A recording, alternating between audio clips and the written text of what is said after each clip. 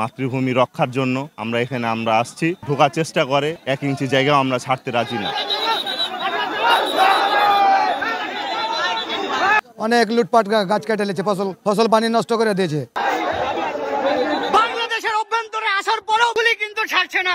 সীমান্তে একটা যুদ্ধ অবস্থা চলছে।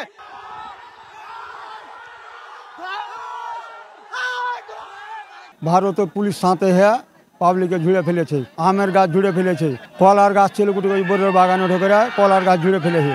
ঝুড়ে ফেলে মনে করো খুচা টুচা ফসল আমার 1.5 বিঘা ভুট্টা এখানে শেষ, আর আমার ভাতিজা মিজানুরের আর ভুট্টা শেষ।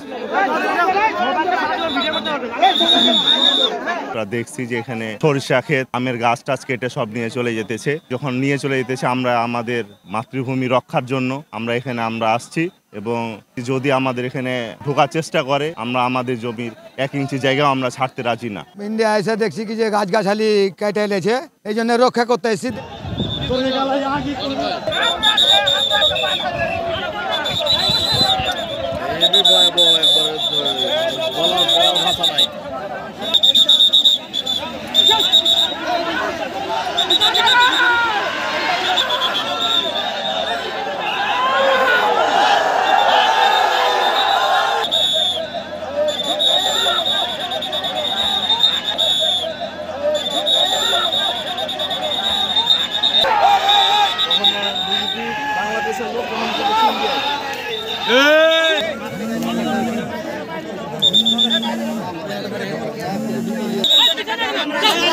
ছেড়ে দো, বিজেপি আর বিএসএফ পড়ে যাচ্ছে, ছেড়ে দো।